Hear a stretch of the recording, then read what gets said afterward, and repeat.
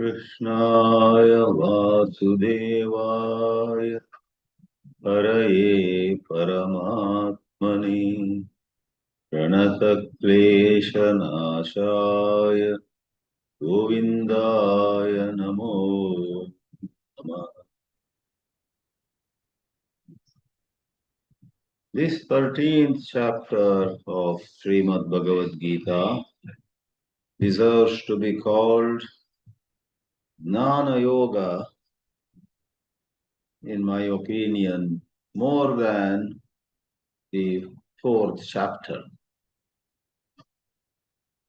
For it is in this 13th chapter that the nature of Jnana, the nature of knowing the truth of the entire universe and the truth of one's own existence is brought out most wonderfully. Bhagavan Sri Krishna began with saying, all that is known is the field, and the pure knower who never becomes the known is the knower of the field. Field, Kshetra, and knower of the field, Kshetrajna. And when he said he himself is the Kshetrajna in every living being, it led to many questions. In the commentary by Sri Shankaracharya, all those questions were taken up and answered, making a very good ground for Advaita Vedanta. The knower in reality is God alone, and the kind of knower that you and I notice, you and I know our strengths, our shortcomings. We know how unhappy we are at times and how elated we are at other times. This knower that you and I are identified with is a product of a fundamental error. And when that error called adhyasa, which itself is avidya, is removed by the Vedanta study, there remains God and God alone. Where do we go? We are also one with God. God alone is operating as the sinner and the merited person and all that. In the third and fourth shlokas, there was some praise for this great knowledge, the knowledge of the field and the knower of the field. And the fourth verse, which we saw last, had this to say: sages have all along sung the glory of this Kshetra Kshetrajna Vidya, and even a whole lot of statements in the Upanishads have also praised, have also touched upon this one Brahman, which alone is, nothing else is in this universe, really. Everything else is an appearance. Brahma alone is the truth. This is what is said in some Prakarana Granthas. Brahma Satyam Jagan Mithya, and so on. This morning in this class, we shall proceed to examine the further details of this extraordinary wisdom. We call it the liberating wisdom. No other knowledge can set you free. All other knowledge can bring you wealth and position and Well, they can help you solve certain problems that rise in life. But after a while, you are again back to square one, if not worse. Here is this wisdom which sets you completely free. So we examine what Sri Krishna says with regard to some elaboration of this Kshetra and Kshetrajna. He chooses to throw some light on what this Kshetra is. Already it was said, all that is known is Kshetra. Some lazy people may say, we don't need any elaboration. This is Kshetra, all that is known, and the knower is Kshetrajna. Enough. Let's go for lunch. Let's go for dinner. Let's go for playing some tennis. In this way, people who are pushed around by various worldly vasanas do not take discussions in Bhagavad Gita seriously. They look out, they look for some other engagement, but they don't realize that when you say, I got it, Kshetrajna is the knower and Kshetra is all that is known, full stop, period. When they say like that, they are like the fool who once went to a king in a Chandamama story. Chandamama was a very popular children's magazine in good old days, I guess especially in the south. There was a one-page story. A king announced a huge prize, maybe half the kingdom or something like that, for anyone in his kingdom who knows all the four Vedas. Many scholars came claiming they know one Veda. Some said we know two Vedas. Some said we know three Vedas. But there was no one who could come and claim, I know all the four Vedas. Then one fine morning, a fool entered the palace and said, I know all the four Vedas. Permit me to meet the king. People, the soldiers, the guards, took him to the front of the king. The king asked, do you know the four Vedas? Do you really know? The fool said, yes, I know the four Vedas. Tell me, Rig Veda, Yajur Veda, Sama Veda, and Atharva Veda. These are the four Vedas. Everybody laughed. The king, rather than getting angry or furious, we have to be sympathetic to fools sometimes. The king just did that. The king gave him a good prize, maybe a couple of gold coins, which meant a lot for that fool, and said, we actually are looking for a more detailed answer, but what you said is so true. In fact, so nobody came forward so far to give the simple answer. What you said is true. The four Vedas are Rig Veda, Yajur Veda, Samaveda, and Atharvaveda. Here is the gift for you. You can, with these two gold coins, you can buy a lot of things. The fool was also supremely happy. Both sides were happy. The fool went his way. The king, after the fool disappeared, laughed again, along with all others. So to know the four Vedas is not knowing just the names. Like that, to know Kshetrajna is the knower of things, anything, and Kshetra is whatever is known, is a humble beginning.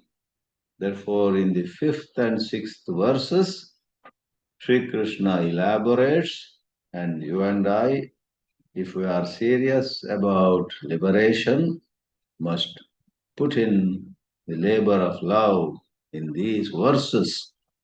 Sri Shankaracharya introduces us to the fifth verse, referring to third and fourth, which were a praise of this knowledge. Stutya abhimukhi bhutaya arjunaya aha Bhagavan. Bhagavan aha said to Arjuna. And this Arjuna was already inspired. Abhimukhi bhuta. His mind was about to wander, but the third and fourth verses made him turn towards Sri Krishna with more eagerness than ever before. Abhimukhi bhuta. This is what is elsewhere called motivational. He was now motivated. I would like to know the Kshetra and the Kshetrajna in depth. I don't want to settle for superficialities. To such Arjuna, who was now all set, who was very receptive, more receptive than before, Sri Krishna speaks. Mahabhutanyahangkaro buddhiravyaktamev cha indriyani dashaikancha pancachendriya gochara. Sri Krishna gives a list of things, all of which come under kshetra, the field that is known. In this verse, he gives to us 24 factors. And these 24 factors are called Chaturvinshati Tattvani by Sankhyas. One of the six darshanas, Astika darshanas, namely Sankhya, provides a lot of material for even Vedanta to build further. Vedanta goes a few steps further after Sankhya, but the definitions and terminology of Sankhya is very much used by Sri Krishna in the Gita also. The difference between Sankhya and Advaita Vedanta is of several kinds, but one of them is in Sankhya it is Bahujivavada. There are so many Purushas who are caught in Pradhana. One by one the Purushas may get liberated. In Advaita Vedanta, there is one Purusha only, mistaken to be many Purushas, and this Pradhana, which is called Prakriti, is an apparent reality, not the absolute reality. Pradhana vanishes into thin air as you awaken. Purusha alone remains, Brahma alone remains. And I'm sure there are some other differences. Sri Krishna says Mahabhutani. Incidentally, out of the 24 Chaturvimshati Tattvani, which are common with Sankhya Shastra, the first half of the shloka gives 8, and these 8 are what Sri Krishna had called in the 7th chapter Apara Prakriti. And the second half goes into more details. So 8 in the first half and 16 in the second. And is that the end of the list? No. The 6th verse will give a few more factors, subtler factors. They are also the kshetra. Let's see how Shankaracharya explains this verse 5. There's no need to explain the shloka itself in simple terms, as it is done by Shankara in a concise but clear manner. Mahabhutani, it's a karmadharaya samasa. Mahanti cha bhutani cha tani. Mahanti cha tani bhutani cha.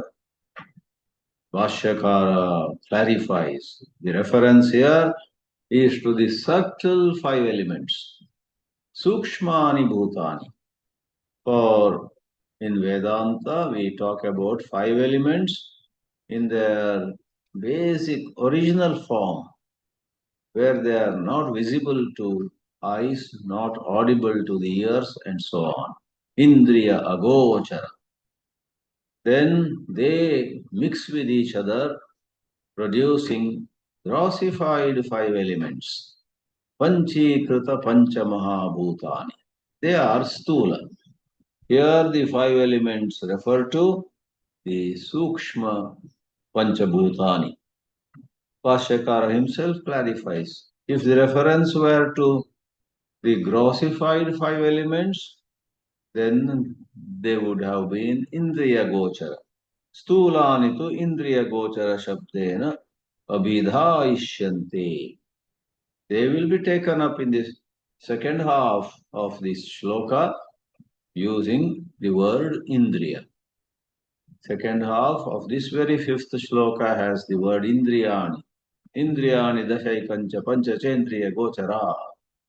So Indriyas are representative of the five elements because they perceive, and by saying Indriya, these organs which perceive and what is perceived are all covered in five. So Mahabhutani at this stage is Sukshma. Ahankara, the second one. Bhagavan Sri Krishna takes Mahabhutani and goes to a deeper level. Ahankara, which is what we may call Samashti Ahankara. Every one of us has certain sense of I, which sometimes feels good, sometimes feels low, whatever it is. I am good, I am bad, I am successful, I am a failure. All these are aspects or facets of this I. But there is a collective I, Ahankara, Samashti Ahankara, and that is referred to as Ahankara. This Ahankara actually gives rise to Mahabhutani. And what is the cause of Ahankara? Buddhi. Ahankara Karanam Buddhi Adyavasaya Lakshana Tat Karanam. So Ahankara is Mahabhuta Karanam and Ahankarasya Karanam Buddhi. Once more, Buddhi refers to collective Buddhi. The Sanskrit word being Samashti Buddhi. The example given in many Prakarana Granthas is you see trees and then you see the whole forest. The forest is all the trees taken collectively. Vyashti is individual, Samashti is collective or total. And Ahankara Karanam Buddhi Adyavasaya Lakshana. Whether it is individual or collective, the nature, the characteristic of Buddhi is to do Adhyavasaya, determine the value of something, determine the nature of something. You put a little sugar in your mouth and your Buddhi immediately says, "What's this? Oh, this is sweet. Is this sugar?" And your friend says, "Yes, that's what I gave you. It is sugar." Your Buddhi determines this is sweet, that is sour, and so on. And here, Tat Karanam. So, Buddhi is the Karana for Ahankara. What could be the cause of even the Buddhi? That is the last one in the first half, Avyaktam. Avyaktamevacha. The word Avyakta comes as Bhashyakara clarifies, Na Vyaktam iti Avyaktam, which is Avyakritam. One is this matter of expressing or remaining unexpressed. Another is splitting into varieties of names and forms. They are called vikaras. Just as clay splits into, divides into a pot made of clay, a pitcher made of clay, a glass made of clay, a drinking cup made of clay, a plate of clay, a flower vase made of clay, and so on. They are vikaras. So, avyakta and vyakta is unmanifest and manifest, and karana and vikara is source material and various forms of expression, so various shapes and so on. Tatka avyaktamevacha, na vyaktam avyaktam avyakritam Ishvara Shakti. That is the great power that God has, Ishvara has, and that is no other than Maya, as said in the 7th chapter. Mama Maya Duratyaya Devi Hyesha Gunamayi Mama Maya Duratyaya Mameva Ye Prapadyante Maya Metam Tarantite is a much quoted shloka. Shloka number 14, chapter number 7. Shankaracharya affirms that that is called this over here, it's called avyakta. So if you count Mahabhutani 5, Buddhi, Avyakta, Ahankara, Buddhi and Avyakta. Mahabhutani 5, Ahankara, Buddhi and Avyakta. So 5 plus 3, 8. This is what is called, as Bhashyakara himself helps us notice, Etavati eva ashtada bhinna prakriti. In the 7th chapter, Sri Krishna talked about apareyamitastvanyam prakritim vidhi me param. Bhumirapo nalo vayu kammano buddhirevacha ahankara iti bhinna prakriti rashtada. The eightfold prakriti, the lower one, has been covered by Sri Krishna in the first half here. चरशब एवशब प्रकृति अवधारणार्थः. The word eva is to further emphasize that all this falls in the category called lower prakriti. Prakriti, which appears in so many ways. Cha shabdaha bheda samuchayartha. By using the word cha, which means and, there is a suggestion here that all these 8 have to be taken together. They are otherwise different. But take them together and that makes it apara prakriti. And Bhagavan Bhashyakara continues, picking up the second half of the shloka, Indriyani dasha. 5 jnanendriyas and 5 karmendriyas. Shrotradini jnanendriyani. Therefore, they are either called jnanendriya or they are called buddhindriya. Buddhi also here means knowing. Buddhyate iti buddhi. Bodhati iti buddhi. That which knows.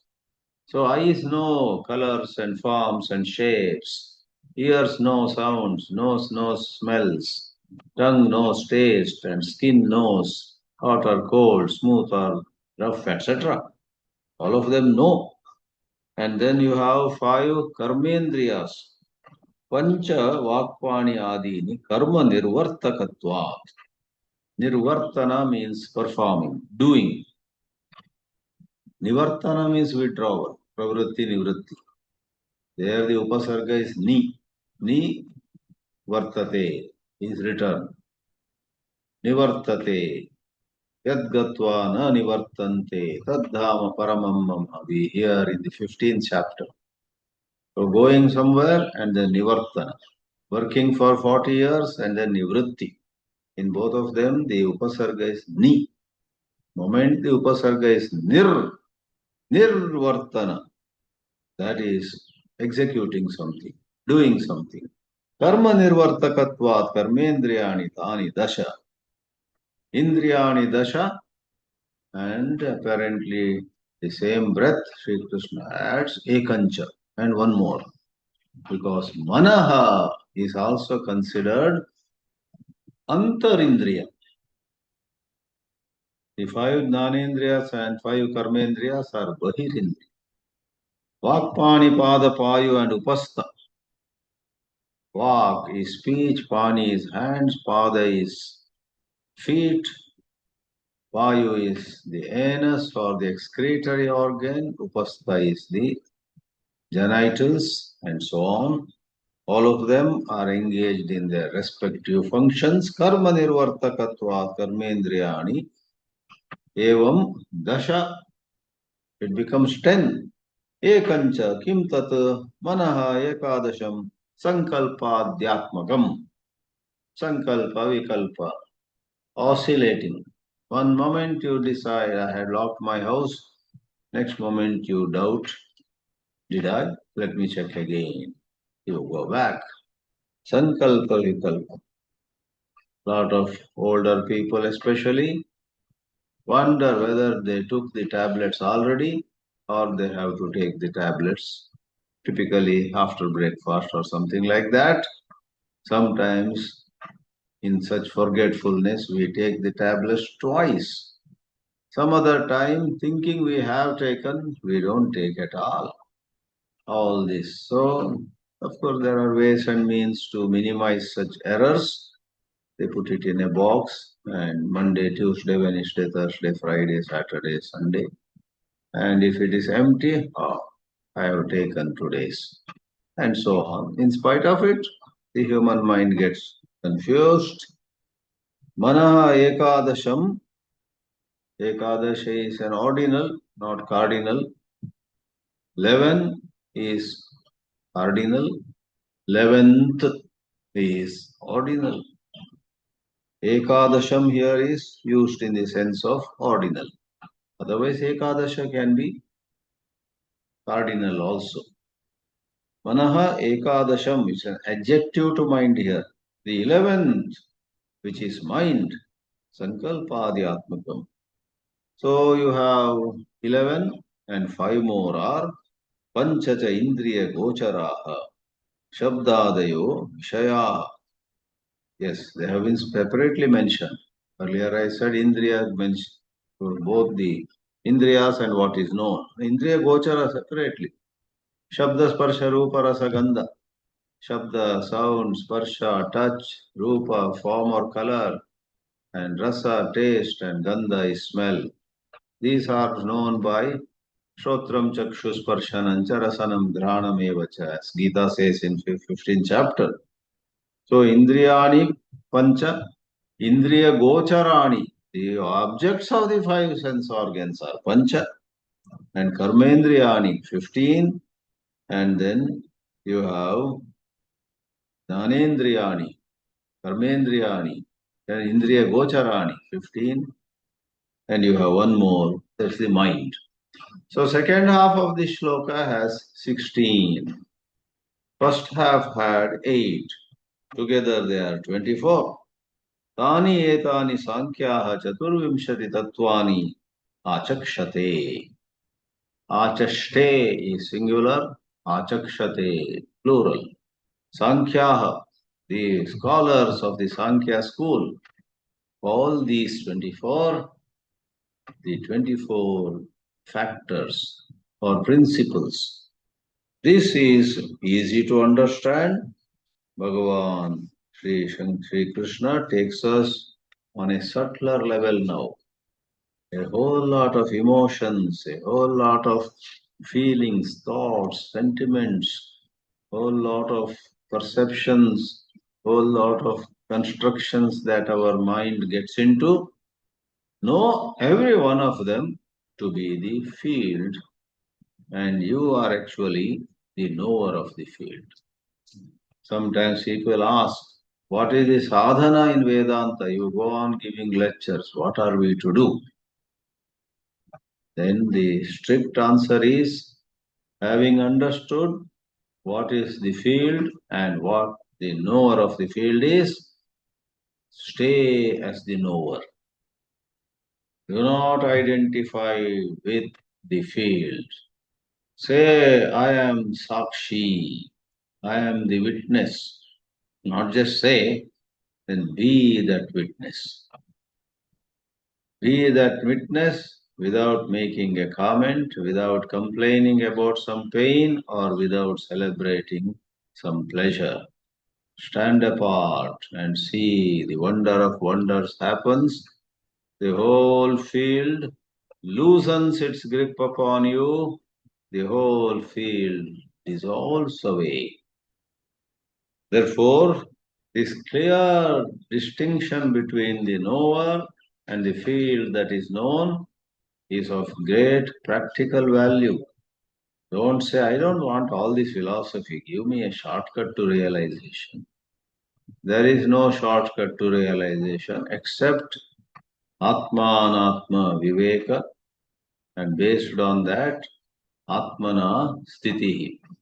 Brahmatmana Sanstiyatam, say Sadhana Panchakam at the end. Ata idanim atmagunaha iti yan achakshate vaisheshikaha. These vaisheshikas also have a lot of things which Vedanta uses as the building blocks, as the terminology. No harm in using those concepts. Why reinvent the wheel? If someone has made some definitions at a certain level, we accept them, then we go further. Vaisheshikas talk about desire, aversion, comfort, discomfort, etc. They talk about those, but they call them the gunas of the Atma. Whatever you truly are at the deepest level of your existence, that has this Ichcha, Dvesha, Sukha, Dukkha. Vedanta vehemently opposes that. Therefore, Bhashyakara says, Yan Gunan Atmagunaha iti achakshate vaisheshikaha Vedantinaha evam na vadanti Vedantinaha etan gunan Atmagunan na vadanti kintu ete gunaha api anatmagunaha. Yan vaisheshikaha. Nyaya and Vaisheshika are two schools which have so much common between them. Sankhya and Yoga have a lot common in them. Purva Mimamsa and Uttara Mimamsa, by which are meant Karma Kanda and Jnana Kanda, have something in common, but basically they are different. The Purva Mimamsa takes the plurality as real, and therefore Karma Kanda, that is Purva Mimamsa, asks us to do this and get that, and do that and get this. Doing this is Karya, and what you get is doing this is Karana, and what you get is Karya. You may say Karma and Karma Phala. And the whole Purva Mimamsa, it is said to be another very fascinating subject. A lot of people thoroughly enjoy Purva Mimamsa and they dedicate their life to it. During Shankaracharya's time, this Mandana Mishra had dedicated his life to karma and he had learned many karmas, he had accomplished many siddhis, supernatural powers. He had shown to people of his times that these Vedic karmas can bring out such and such results. He was highly revered and he thought karma kanda, purva mimamsa is ultimate, there is nothing beyond.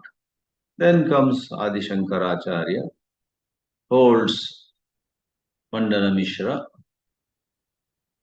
in long arguments, finally defeats Mandana Mishra, defeats his wife also, who comes forward to ask some questions.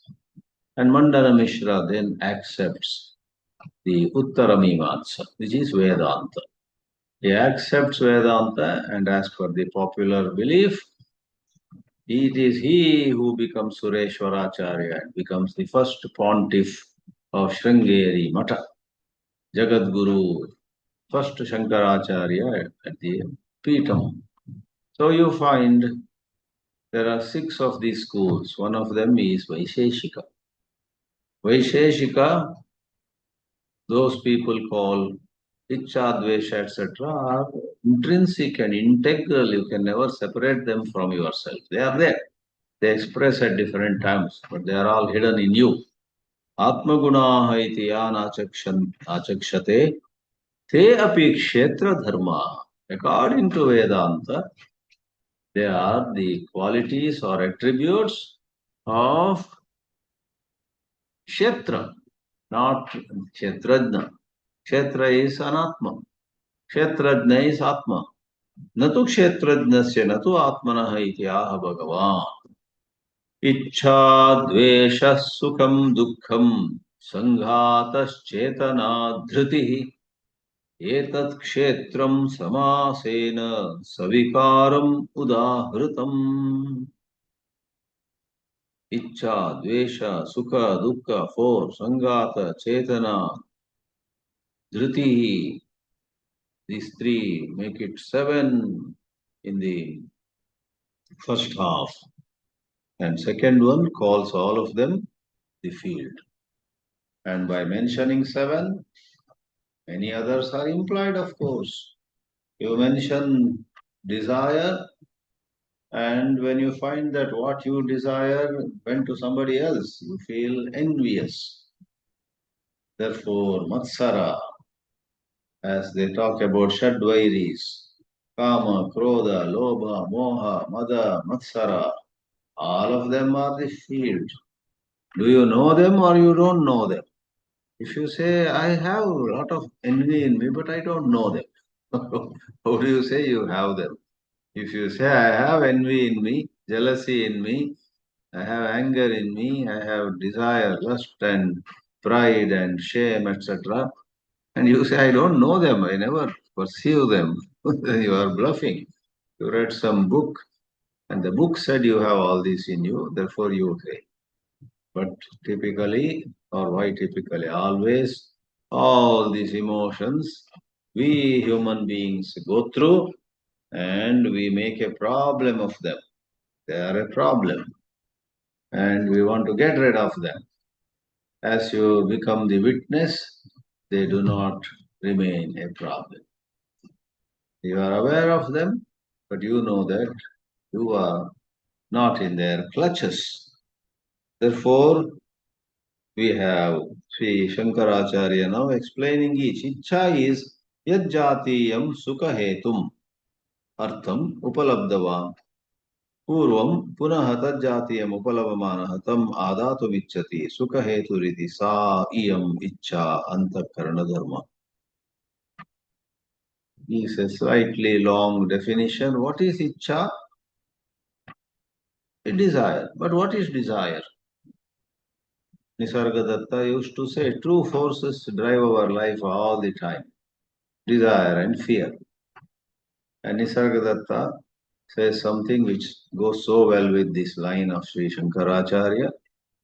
He says desire is the memory of something you enjoyed previously, which is now pushing you to want it again, to have it again. You had eaten some ice cream at a certain place with wonderful ambience and natural surroundings and so on. And as you were passing by that area another day, heading towards some other place for some work, you suddenly remember, wait, this park, I remember this park. I think inside this park there is an ice cream parlor. Stop the car. And you want to go have ice cream over there. Therefore, desire is memory of past enjoyment, expressing now as wanting to have it.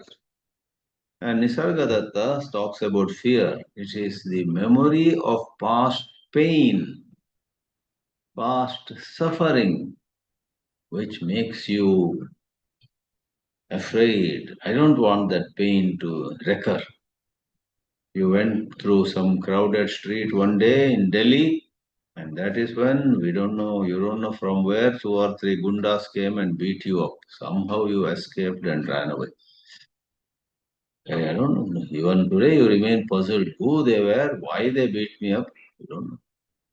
But another time somebody is taking you and you start recognizing, wait.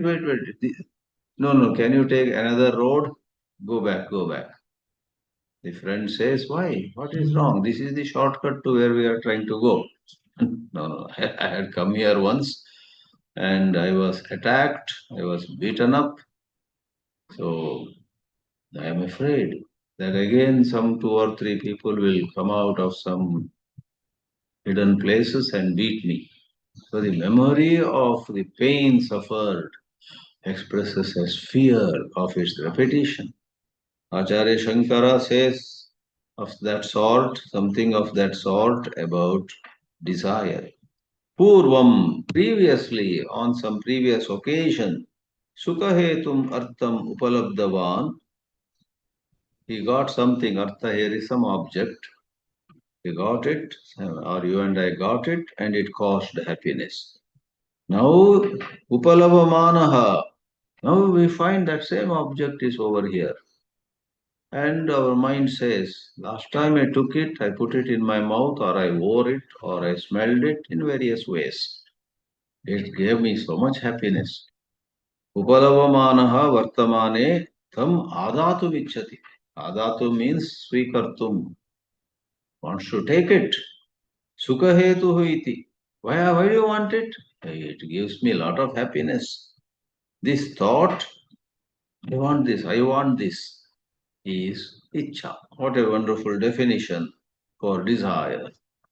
Desire is a kind of thought. It's a kind of thought. Desire is a kind of thought that appears in the form of wanting something which, going by memory, had given pleasure on an earlier occasion. Because it is known, when desire arises, we know our desire. Jneyatvat kshetram. Yat jneyam tat kshetram bhavati. Yat kadapi na jneyam kintu natha. That which is the knower, natru or natha or natri, whatever you call it. The knower is this kshetrajna. Tata dvesha, that also he explains. Instead of fear, it is hatred or aversion. Nisargadatta talked about fear, for which the word is bhayam. Here, dvesha, yajjatiyamartam, dukkha hetutvena anubhutavan. It was a previous experience. Punaha tajjatiyamartam upalavamanaha.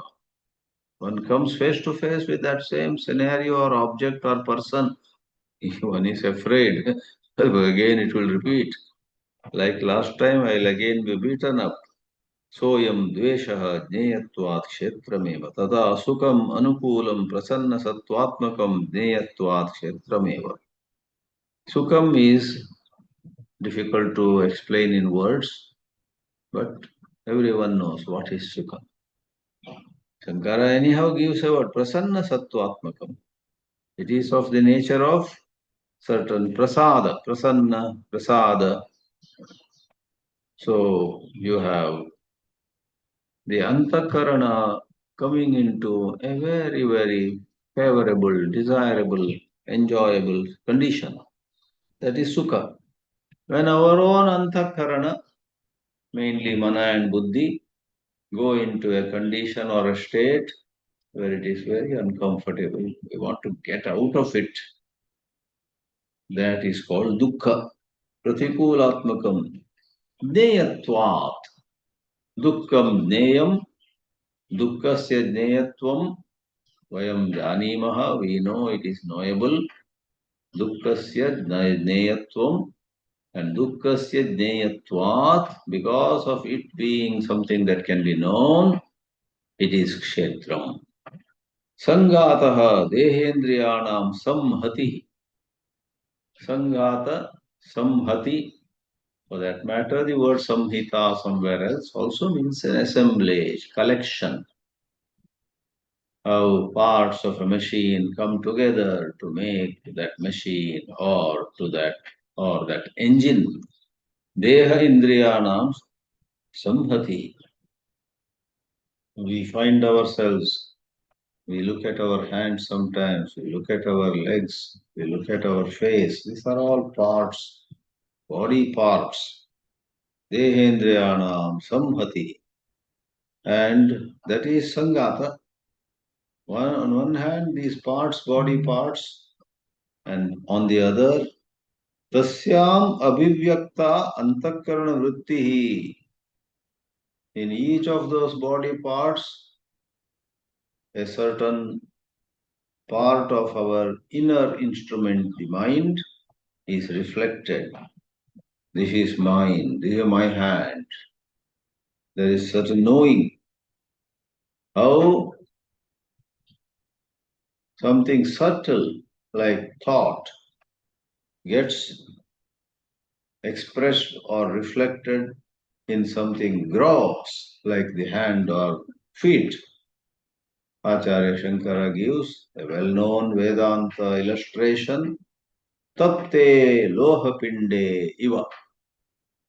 Tapte loha pinde agnihi iva. You take that iva after agni also in standard prose form. This is prose, Bhashya, but at times there is a liberty taken which Sanskrit language very much provides or supports. Tapte iva lohapinde agni, we would take as lohapinde, sorry, tapte lohapinde, in a piece of iron which is heated up, tapta, heated. Tapte lohapinde agni iva. Just as fire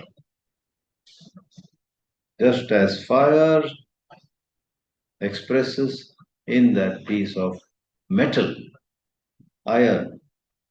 Same way, consciousness, first step, it's reflected in antakarana.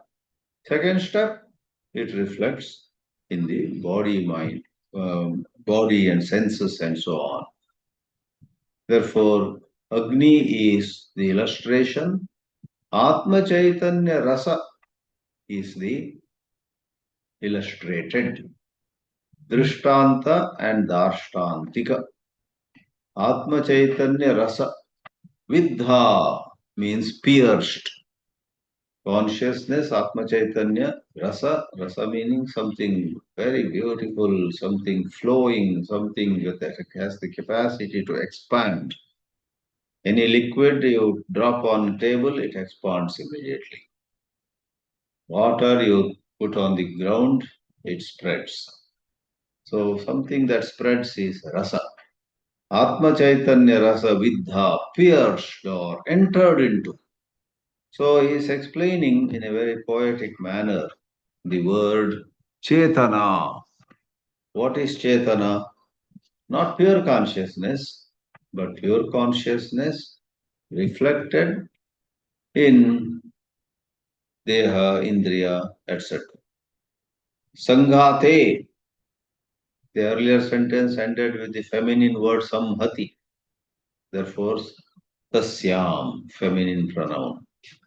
If the word was sangataha, tasmin, in that assemblage, in that package, in that coming together of parts, we find antakarana vritti reflected.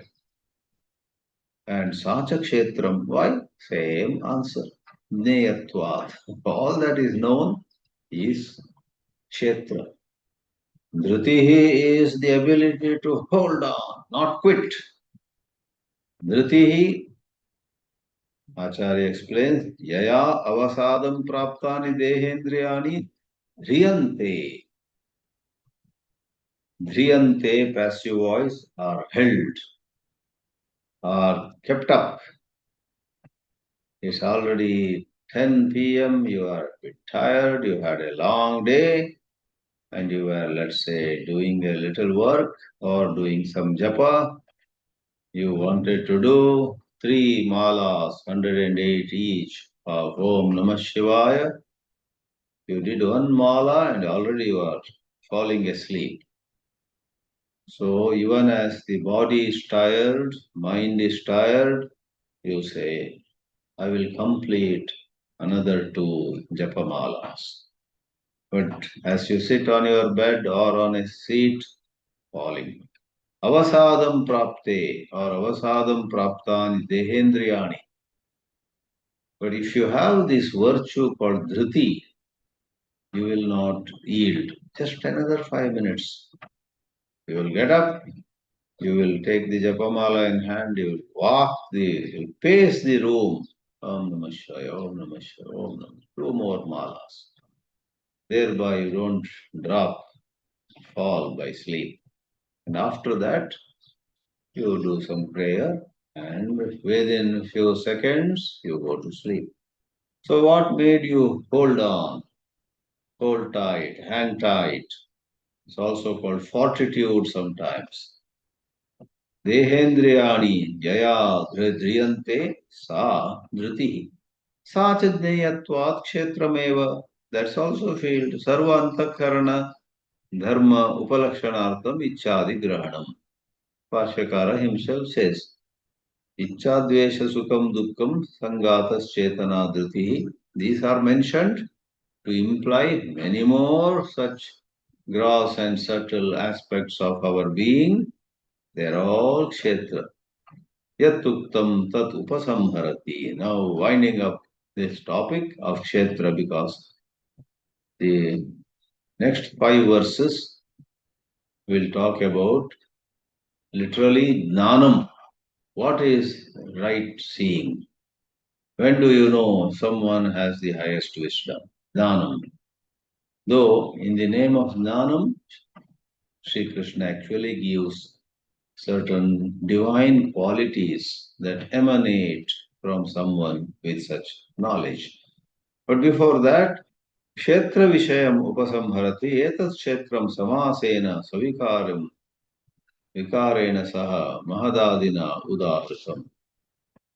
Samasena, briefly. Along with Savikaram. Briefly doesn't mean like that fool story. What are the 4 Vedas? Rigveda, Yajurveda, Samveda, Atharvaveda. That's all, sir. Give me half the kingdom. So, not like that. Brief and yet covering certain important manifestations or aspects of the Kshetra. Mahat Adina. For earlier, the word Buddhi actually meant Samashti Buddhi, and Samashti Buddhi is Mahat. Earlier shloka said Mahabhuta Nyahankaro Buddhir Avyaktamevacha. So Buddhi, so this Etat Kshetram Samasenam means both the shlokas, 5 and 6, whatever, 24 factors were mentioned there, and 7 factors have been mentioned here. 24 plus 7, 31 factors have been mentioned. And by mentioning these 31, any more, 100, 200, go to psychology, you will find countless variations of human moods, human sentiments, and psychologists and other scientists distinguish. They say jealousy is different, envy is different. A lot of us lay people who are not such experts in psychology or in advanced English, we mix up envy, jealousy, and all same. Or elsewhere, we don't know what's the difference between a tortoise or tortoise, as some of us pronounce it, and a turtle. Turtle or tortoise or tortoise or kachapa, kurma, such words are used in Sanskrit too. There are one only for some people. So there are so many shades of emotions, shades and shades of sentiments. And it is worthwhile, if you have the time and energy, worthwhile knowing their distinctions. Emotional intelligence, they say, is in the first place to know, to understand clearly what is happening in somebody. Your 12-year-old boy every morning gets up late. Don't hurriedly say he's a lazy boy. Probably he is so bright, and what is available to him in the morning is not exciting enough. Go to school, even breakfast, nothing interests him. But one day he finds what is fascinating to him. One day, for example, you find him taking great interest in numbers, odd numbers, even numbers, and Srinivasa Ramanujan's discoveries, something like what is that integer which can be expressed? I won't go into details, but there is that question, right? What's that for integer? The smallest integer, smallest positive integer which can be expressed as the sum of two cubes in two different ways. So this boy who never got up early, one morning you see he has got up at 4:30 a.m. and light is on and he is going through the wonder of numbers in mathematics. Ah, Then you give him some such education, some opportunities. The fellow whom we mistook to be lazy is so vibrant. And very soon, in a few years, he is doing PhD in advanced calculus or something. So maths or economics, music or anything, all subjects are great. Alas, many a life gets wasted because either they don't discover on their own what appeals to them, or parents and so-called well-wishing elders put blocks after blocks in front of them. Unfortunate ones. So emotional intelligence, you need to know this is not a lazy fellow, but something that fascinates him has not yet come before him. So a loving father, an understanding mother does not discriminate. All right, let him get up at his own time. Let us be patient with him, the parents say. Immature parents beat him up, put a bucket of water on him, and make him get up, causing more and more, causing more and more damage to his psyche. And it will take some more time for him in life to come out of those damages done in his early childhood and all that. Let me not go more into psychology, but the point is, it is worthwhile knowing these vikaras, icha, dvesha, sukham, dukkham, and dhriti, and so on. Om Namo Bhagavate Vasudevaya.